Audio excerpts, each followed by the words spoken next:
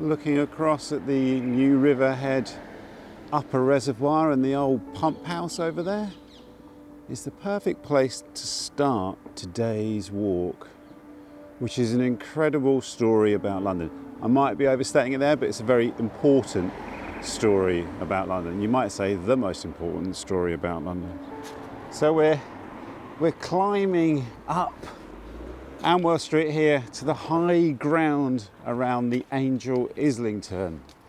A place very special to me, as you know. I used to walk up this street probably every day for about 4 or 5 years. This isn't a wistful journey into my own personal past, though. This is, in a way, on the one hand, solving a mystery, or looking into it, exploring a great mystery, a very intriguing one, about one of the sources of one of London's lost rivers that I've never heard of anywhere else, but it comes from a very reliable source that states that the source of the Walbrook, the River Walbrook, the city of London's lost river, is up here, near at the Angel, near White Conduit House. That is something I have never seen anywhere else. But like I say, it comes from a very reliable source. I'll talk more about that as we go. But underpinning it, and within the same book, is the story of London's water supply. And without water, there is no London, there is no city.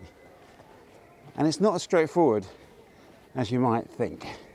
So we'll just go down past the old dairy, along River Street, and then we'll turn up to the Angel from there. The wonderful Middleton Square here. For a moment I couldn't remember the name, which is embarrassing because obviously it's named after Hugh Middleton, who was the chairman of the New River Company, which plays a part in the story today, but not as big a part as you might think. I've always thought this was an underrated church here, Middleton Square. Such an impressive sort of sandstone edifice, isn't it? It's really wonderful. And I'm chuffed, delighted that today's video is sponsored by HelloFresh. HelloFresh now is a long-time partner of the channel, and I'm very grateful for their support for my work. I've got an offer code for you, and it's 60% off your first box and free desserts for life. If you don't know what HelloFresh is, it's a really wonderful pre-prepared recipe kits that come from, they're pre-prepared in the sense of like they're pre-portioned, not pre-prepared, but pre-portioned recipe kits. That are super quick, super easy. You get these great recipe cards with them that break it down step by step. It's impossible to get wrong. I'm a pretty decent cook, but I learn something new every time I do a HelloFresh recipe. And for me as well, the flavours and the taste, I really associate them with autumn and winter. Maybe that's because when the partnership with HelloFresh started, I'm not sure, but they're perfect for this time of year. The 3 meals I've cooked this time around, I did it's like a coconut and lime chicken, spicy chicken. I'll put the exact name on the screen. I did a pork satay rice bowl, which was amazing. And last night, I don't know if it was the best of them, but the last night I did the lamb steaks, braised lamb steaks, are they? Or like seared lamb steaks with lovely green beans and Dauphinoise potatoes with like a red wine sauce. And it's great. Obviously you have to do all the work yourself still, but the portions are perfect. And the desserts are great.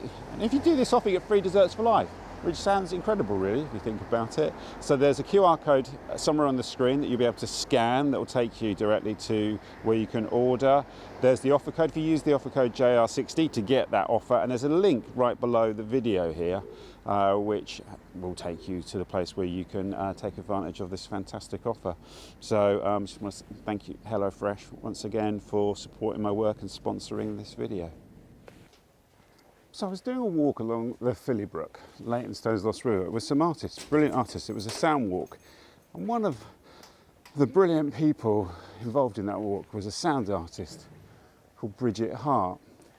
And Bridget went, my friend Berto said to pass on that he had pushed his cheese barrow along the entire length of the Black Path. The Black Path is a video I made earlier this year. And I was writing about it. So that was great. Bridget put me in touch with Berto, and we exchanged WhatsApp messages about his journey along the Black Path pushing his cheese barrow. Very intriguing thing to come across, to stumble across whilst walking across Leytonstone's Lost River, the Phillybrook, and actually listening to it through Bridget's wonderful microphones. But in the course of my exchanges with Berto, he told me that about the idea that the source of the Walbrook, or one of the sources of the River Walbrook, is up here at the Angel, an area I've been obsessed about since I lived here over 20 years ago. I was like, I've never heard that anywhere. He said, well, it's in a book called Walking on Water by Stephen Myers. And Stephen Myers is a chartered civil engineer who specialises in water and in pollution of water in urban waterways. The guy knows what he's talking about. He's a proper expert. And so I got hold of a copy of the book to look into this.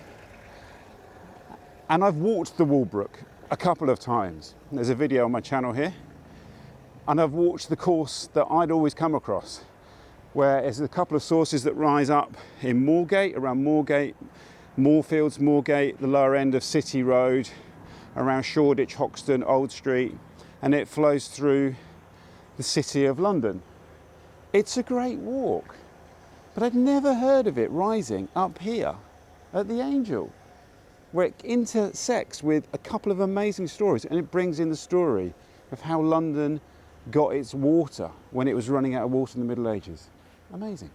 And at the top of Amwell Street and just off Pentonville Road, you have this here, this raised mound, which is the New River Head upper reservoir. And the New River, I mean, I talk about the New River quite a lot, don't I? But the New River was a scheme that was built in, I think, completed in 1612. I'll correct the date on the screen if that's wrong. To bring fresh drinking water into London from Hertfordshire. It was revolutionary, made the people who invested in it very rich. And you could say helped London grow, but it also still provides, some person told me it provides 10% of London's drinking water. Not from here anymore, but from reservoirs slightly further north, but which is an incredible feat. You think about that.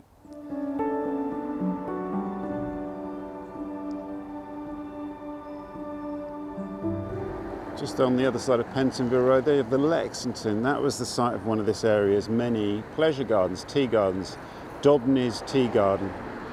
Due to the amount of springs that rose in this watershed here, it became a kind of popular resort, which is part of the story. It's part of what we're exploring today.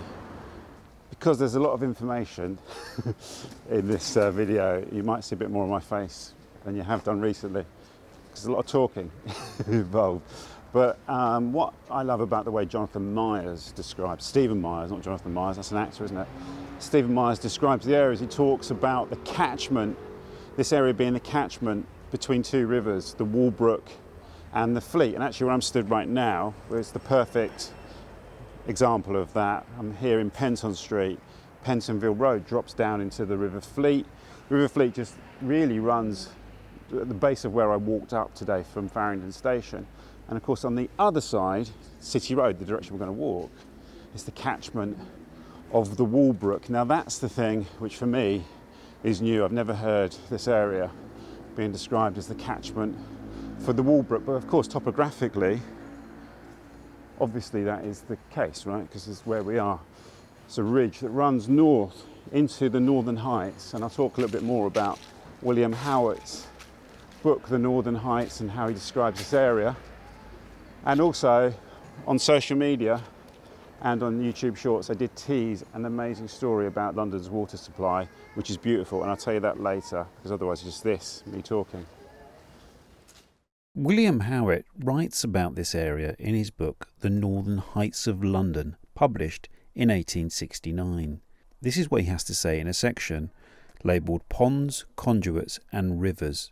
From these elevated lands drained springs and watercourses, which were assisted by art to furnish water to the metropolis. Where Cloudesley Terrace stands were deep ponds. Where Albert Street now stands, that is, on the north side of the old site of White Conduit House, and again at the north end of Claremont Place, were ponds. One of these, called Wheel Pond, was a very dangerous one, and the parish registers record the names of numerous people who were drowned in it. Howe, Ben Jonson, Davenant and Pepys have all celebrated these ponds. The water from these ponds was conveyed to the Priory of St John's, Clerkenwell, and the Charterhouse. Various other parts of London were supplied from these springs and from Highbury. So where Penton Street becomes Barnsbury Road, we find this building here, which I think is one of the most important locations in London. Today it's a restaurant called Little Georgia, but originally it was the White Conduit, which was a notorious, famous pleasure garden. I think it went from being famous to being notorious.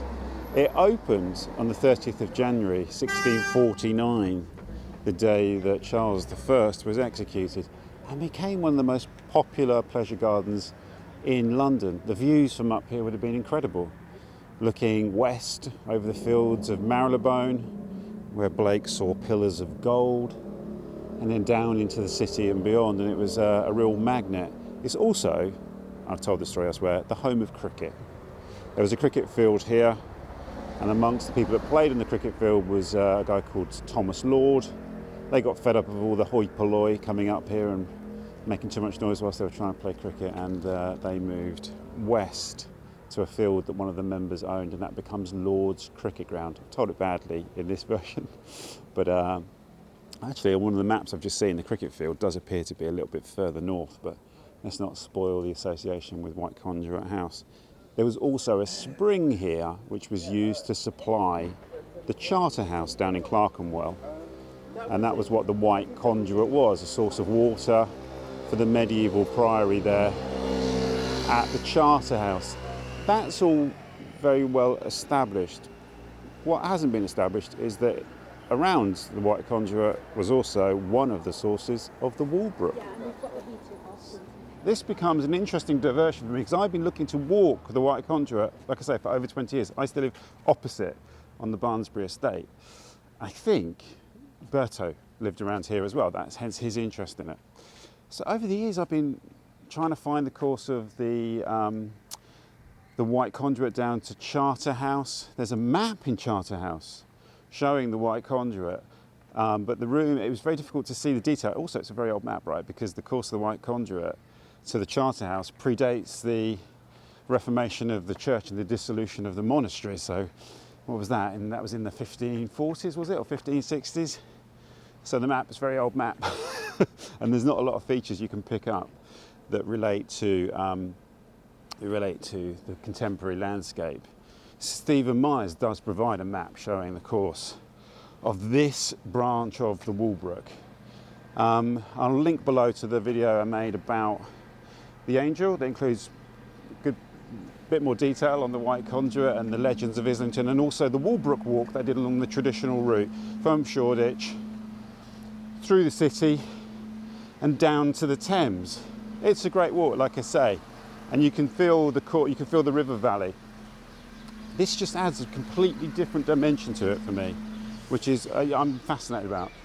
We're going to go now to where both Bertu and Stephen Myers place the source. So this is the Stephen Myers book, Walking on Water. And you can see here he's provided a map showing the entire course of the Walbrook, but the branch here, I mean, it won't really show up, but Tolpuddle Street there, he shows it rising here in Tolpuddle Street, which is over there, Tolpuddle Street running, and this is Sainsbury's car park at the Angel, a notorious location and a famous one. And basically there were a series of ponds that ran along this high ground, along this watershed. Some of them were quite famous because they were very deep and treacherous, and a lot of people drowned there. It's not sure entirely which pond was used that fed into the Walbrook, but I'm not sure. It doesn't really explain the methodology by which he seems to think it rises here. It just seems to make sense with the topography. What Berto pointed out is there's some public toilets over there, and this low ground here, and actually this is the way you have to walk them, is the low ground. It is low here, and it always floods here. And it's true, I remember that from when I lived here, there was always water sitting around outside these toilets, and it is on a low point. So it does seem to match what we know about lost rivers. It's brilliant, isn't it? So according to Stephen Myers' map, this branch of the Walbrook would flow from basically here, parallel to Chapel Market, and then basically zigzagging across City Road. We can't go down there, but we can go down the brilliant Chapel Market.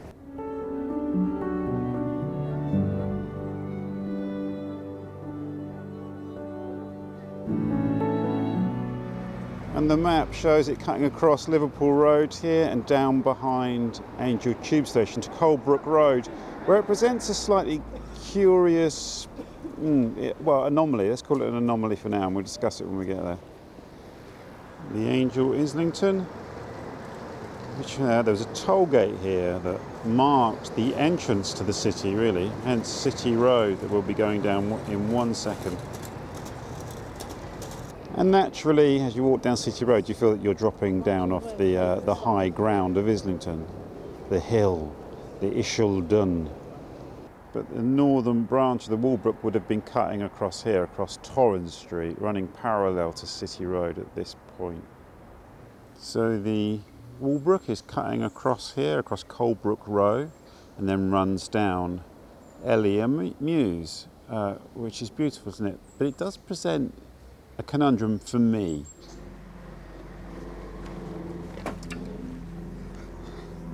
One of the first things I thought when I saw the route that Stephen Myers proposes for this northern branch of the Walbrook was that at this point here at Colebrook Road, where I'm sitting, the New River is running beneath the ground here as well.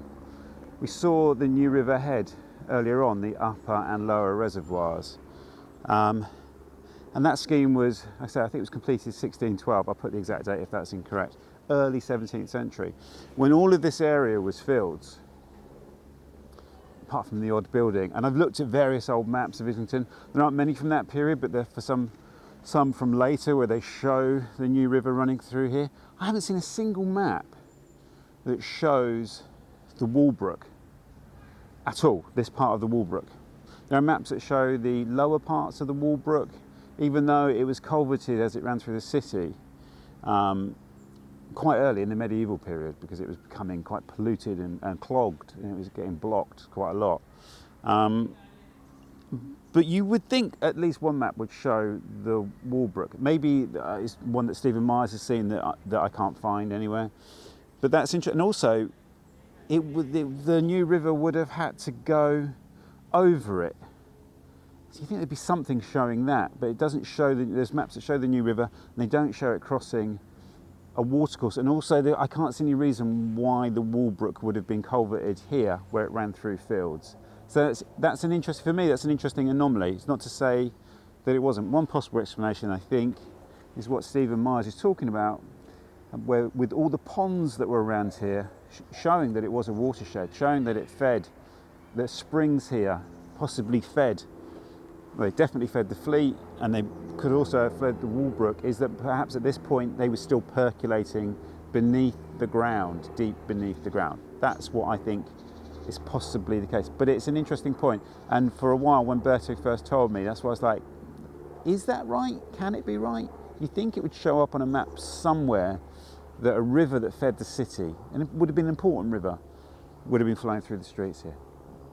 Through the fields. So, I don't know. Be interested to hear your thoughts on this. There's always some very well-informed people, there's lots of well-informed people, much better informed than me, that will have opinions on this and will have the answer, perhaps.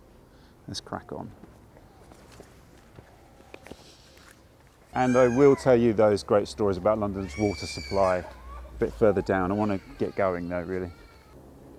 So the Walbrook is apparently flowing down here, down Elia Mews, and you can see it is significantly lower than Elia Street up here.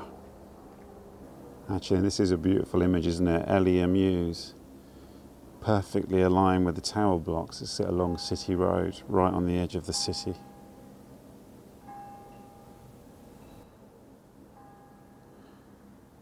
I am actually quietly pleased that this is a great route, by the way. It takes us down Nelson Place here, which really does feel like a fragment of the old country Islington, when the resorts on the top of the hill were surrounded by fields that led into the city. This has that feel, doesn't it? It's a great kind of country walk into the city. So I think the river is running down there, the continuation of Nelson Place, but it's a dead end. So we're going to turn into Rivington Street and then left into Coombs Street. You always get a bit of zigzagging with these urban lost rivers. So that's City Garden Road just there. And in Stephen Meyer's map, it kind of shows the Walbrook cutting across City Road here. This is where it would turn towards City Road and cross it. So that does seem consistent with what we see on Lost Rivers. You can see they've not built over that bit of ground there. So we'll go down City Garden Row here. For me, one of the best things about this book, Walking on Water by Stephen Myers, is the section on London's water supply, which is fascinating.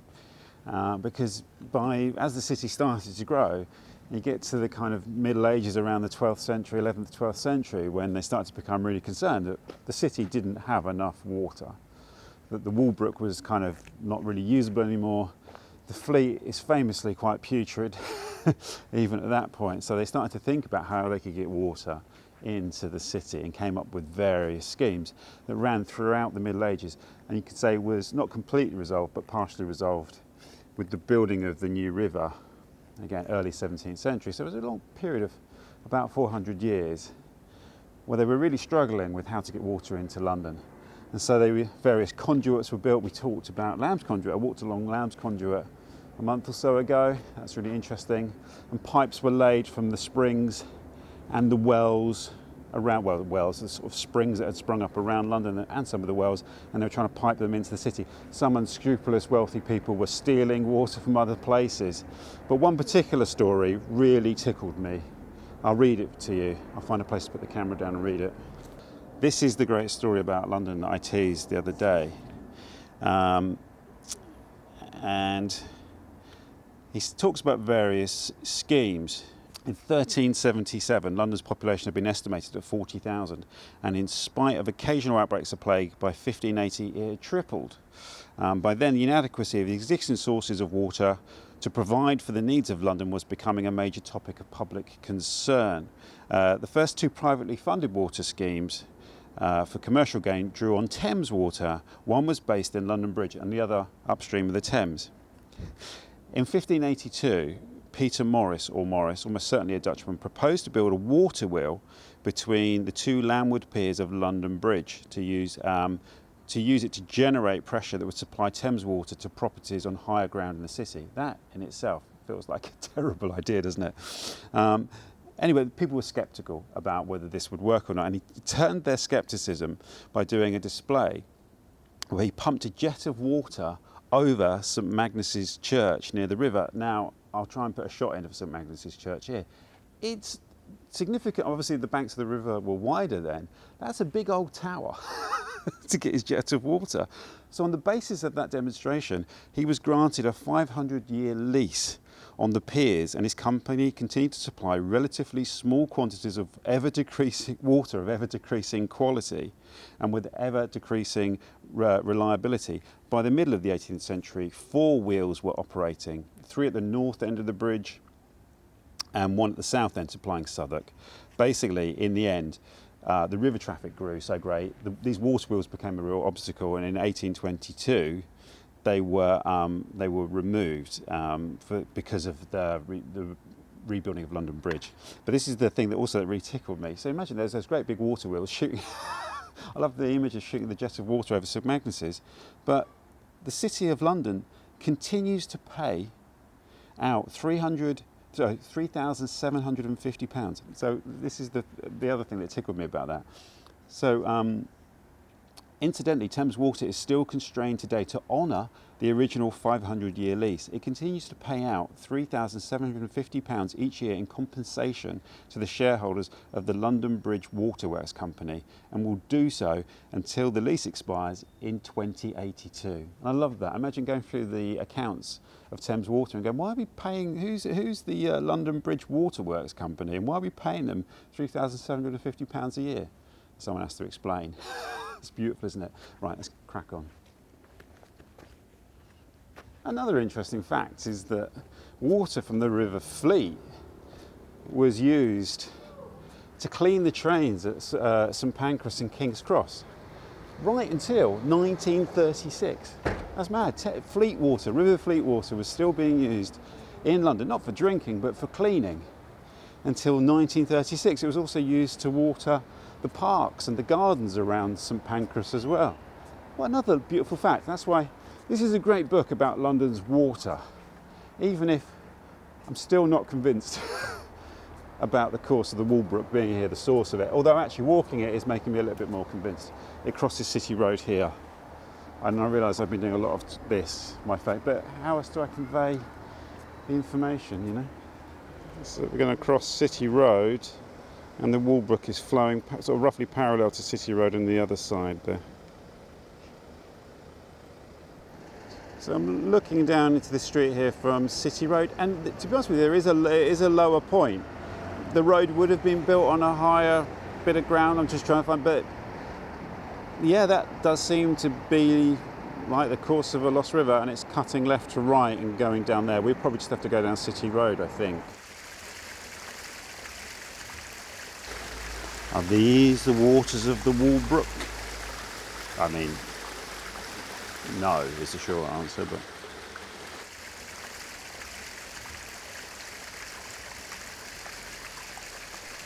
so actually you can walk along the course through this new development here over water.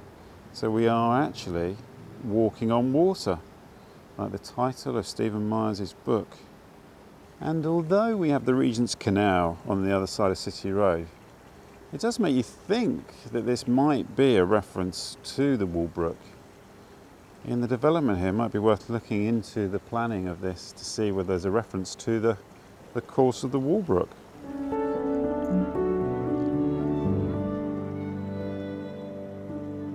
So I feel like the river would have cut through here somewhere. You can see this old fragment of industrial London, Dingley Road and Dingley Place, and there's a little alleyway there that takes us back onto City Road, which I think aligns with the map in the book. Yeah, I mean this is perfectly in alignment with Sherpherdess Walk on the other side of the street there. You can just see, I think that cafe is called the Sherpherdess Cafe. Just there, that is our river. Wonderful. Sorry, it's actually the Royal Star pub, but it is perfectly in line with the Eagle Tavern, the famous Eagle, which is on the Sherpherdess Walk, which is just through there on the other side. So I was kind of right in terms of the alignment. There's the Sherpherdess Cafe, and there's the famous Eagle. Up and down the City Road, in and out the Eagle. That's the way the money goes. Pop goes the weasel. I'll link another videos I'll link to below as when I walk through this area, talk about that. Some people seem to think that's not the origin of Pop Goes the Weasel. There you go. It's on the side of the pub there. And our branch of the Walbrook runs between those two buildings, and it does have the look of it, doesn't it? We're getting close now to where it joins the other branch, the more established branch of the Walbrook.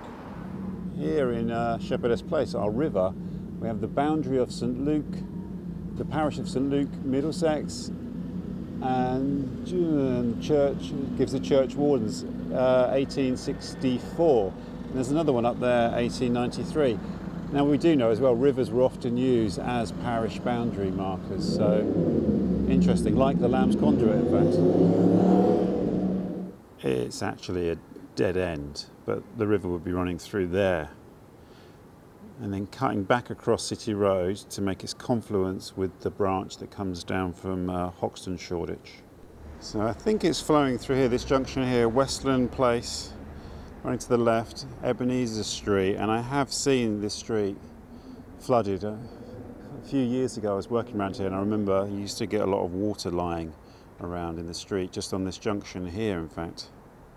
Just down here at Cranwood Street, which is near the just off of Old Street, City Road Old Street, this always used to flood. This appears to be on the course of the Walbrook as well.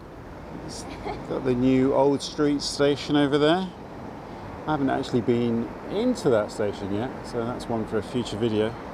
I need to go a little bit further before I meet the confluence. The river is passing across this junction here, coming up between Old Street and Great Eastern Street, just before it makes its confluence with the other branch. Looking down Great Eastern Street. just down here you can see the lower ground from Great Eastern Street where the river's cutting through here. And just down there where those people are is where I think confluence between the two branches is. The other source is coming from just to the north, which is to the left of the frame. This is Charlotte Road. I'll try and match this with the video I made. It's about 6 years ago now. I walked the Walbrook, but I think we go down here and we find the confluence of the branch just at the end there.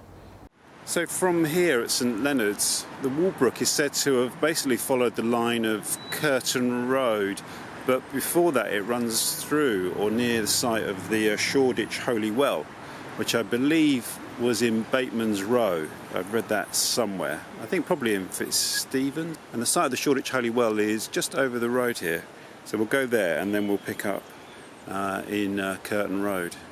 Actually, I've come back out from Rivington, turned into Curtain Road, and it's just down here. I've been anticipating it for a while now, haven't I? So that's Bateman's Road, just there on the other side of Curtain Road. And according to the map here, that's roughly where the two branches of the Walbrook meet, is here. It's a restaurant called Sagadi, Basque Country restaurant.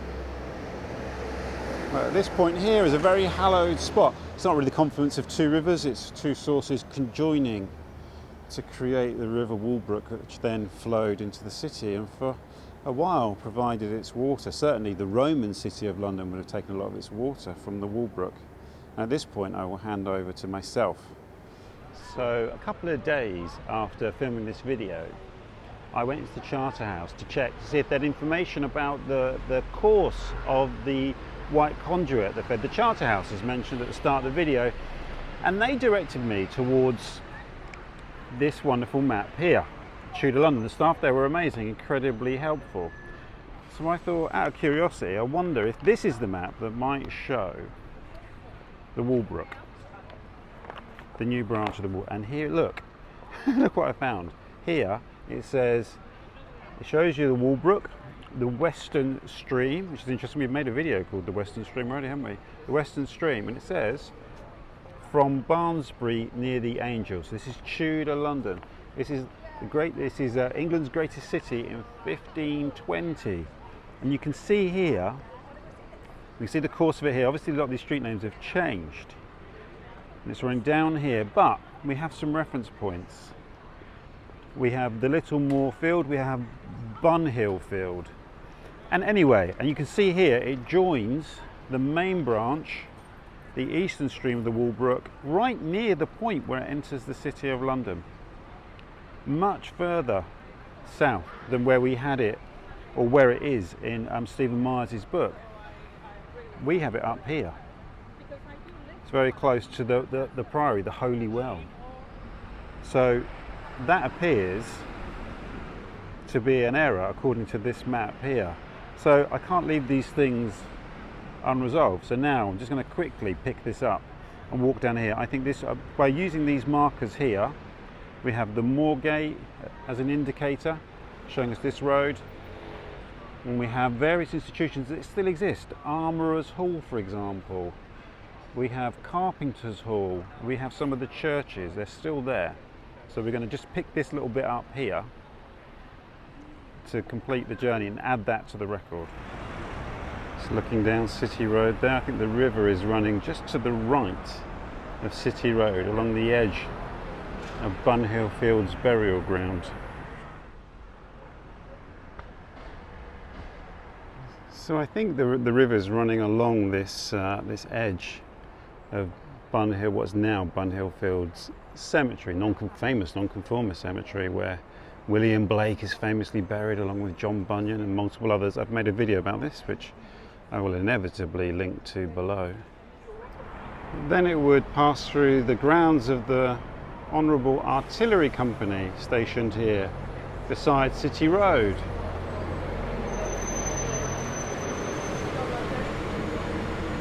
Just want to give a shout out to Wendy, who I met back there, who had actually watched the video where I mentioned the White Conduit, the Secrets of Islington video, Little Italy and Secrets of Islington. So lovely to meet you, Wendy, and what a great coincidence that we were talking about the White Conduit, and that's why I'm doing the walk, the original walk, and that's why I'm doing this little extra bit now. Lovely coincidence. Coming up to Moorgate, that's Finsbury Square over there on the other side of the road. So I think Chesil Street on there is here, Chiswell Street. The city road becomes Moorgate, and Moorgate I believe is the causeway on the old map, leading to the very boggy ground of the Moorgate. On the map it says liable to flooding. And somewhere along here the river cuts across the road to make its confluence with the eastern branch of the Walbrook. I think that's in Finsbury Circus, so I'll just cross over into Finsbury Circus. Now I wonder if they've turned up any fragments of the Walbrook here. It's possible. I remember coming through here when I did my original Walbrook walk in 2011. I didn't film it, I did it for my blog. I just did it on a whim on a Sunday, and I spoke to the guys who were working on the Crossrail, as it was then, Elizabeth Line now, and they had recently hit the Walbrook around, I think it was on the other side where the Elizabeth Line station is, or it might have been over there somewhere. So Finsbury Circus is once again being dug up and is under construction. But I suppose it's just a guess that that's where, over there somewhere in this, what would have been a boggy, marshy field, is where the two branches of the Walbrook made their confluence over here before they pass under London Wall. Just looking down to London Wall down there. But it's so fantastic to have actually found this western branch of the Walbrook on a map. I highly recommend a visit to the Charterhouse, to the Charterhouse Museum. Really fantastic experience and lovely staff there as well. Wow, I've become convinced by the landscape that is a branch of the Walbrook, which is great. And at this point, I'll link somewhere around here or below to the rest of the walk along the Walbrook, when I started at St Leonard's Church, Shoreditch, and followed the more conventional route through the city down to the Thames. Maybe sometime I'll do the whole thing in one go, but I didn't see the point of repeating it for a video, to be honest with you. It was quite a good video I did along the Walbrook that time. There's a blog post from 14 years ago or so. So thanks for joining me on that wonderful exploration of not only the possible source of one of London's most significant lost rivers, and I'd love to hear from you, actually, if you've heard of this, of the Angel being the source as well. Thank you, a massive thank you to HelloFresh. Don't forget the wonderful offer. You've got to use the code JR60. There's a QR code around here somewhere, and you get 60% off your first box, and then free dessert for life. Free dessert for life sounds incredible, doesn't it? So thanks again to HelloFresh. And as I always like to say, I look forward to seeing the next walk wherever that may be. So this is Amwell Street, I think it's pronounced, that runs off the end of Curtain Road. And we know that the Walbrook runs along Blomfield Street. It was excavated during the Crossrail works. So what I'm going to do is more or less follow a straight line to Blomfield Street, imagining the course of the river. And actually, when you look here, look. Over the stream, it's where I am going and where I have been. It's been a long